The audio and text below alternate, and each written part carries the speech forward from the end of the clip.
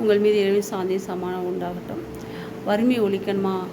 எனக்குள்ளே ஒரு ஐடியா தோணுது, சொல்கிறேன். அது சரியா இல்லையான்னு பாருங்கள்.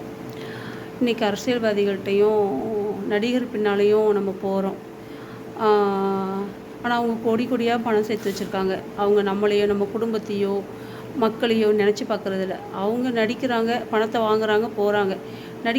நடிக்கிறாங்கங்கிறனால நம்மளை சந்தோஷப்படுத்துகிறாங்க, சும்மா போகிறதில்ல. பல கோடிகளை வாங்கிட்டு தான் போகிறாங்க. அப்படிப்பட்ட அரசியல்வாதிகள், நடிகர்களாகட்டும், அவங்கள்ட்ட இருக்க ஒரு கோடி எடுத்து ஒரு 10 குடும்பத்தை பார்ப்பாங்களா சொல்லுங்கள்? ஒரு கோடி எடுத்து 10 குடும்பத்துக்கு கொடுத்தாலே போதும். ஒரு ஆளுக்கு 5 லட்சம், 2 லட்சம் அப்படி கொடுத்தாலே ஒரு 20 குடும்பம் 30 குடும்பம் தத்தெடுக்கலாம். ஆனால் அவங்க செய்கிறாங்களா சொல்லுங்கள்? எவ்வளவோ கோடி வச்சுருக்காங்க. ஆனால் இன்னும் பல கெட்ட வழிகளில் பல பணங்கள் சம்பாத்தியம் பண்ணக்கூடிய அட்வர்டைஸ்மெண்ட் ஆகட்டும், போதைப் பொருள் அட்வர்டைஸ்மெண்ட்டு, எல்லாம் பான் மசாலா அது இது எல்லாமே நடிக்கிறாங்க நடிகர்கள். ஆனால் அவ்வளோ சம்பாத்தியம் பண்ணுற நடிகர்கள் இந்த மக்களை நினச்சி பார்த்து ஒரு 20 ஏழை கையில் எடுப்போம், ஒரு 30 ஏழை கையில் எடுப்போம், இந்த நாடை நம்ம தமிழ்நாட்டை சொல்லுங்கள் வறுமையில்லா நாடாக ஆக்குவோன்னு ஒவ்வொரு மாநிலத்தில் உள்ள நடிகர்களும் அரசியல்வாதிகளும் நினச்சா அந்த வறுமையை ஒழிச்சிடலாம்.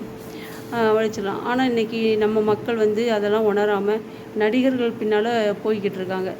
அது சரியாக தப்பாக எனக்கு தெரியலை. அதை உங்கள்கிட்டே விட்டுருதேன். யோசிங்களேன், இந்த வறுமையை உழைக்கலாம்ல. அப்படிப்பட்ட நடிகர்களும், நம்ம நேசிக்கக்கூடிய நடிகர்களும், இந்த அரசியல்வாதிகளும் ஏழைகளை தத்தெடுத்து எல்லா மக்களுக்கும் வறுமையில்லா திண்டாட்டத்தை உழைக்கலாம்ல.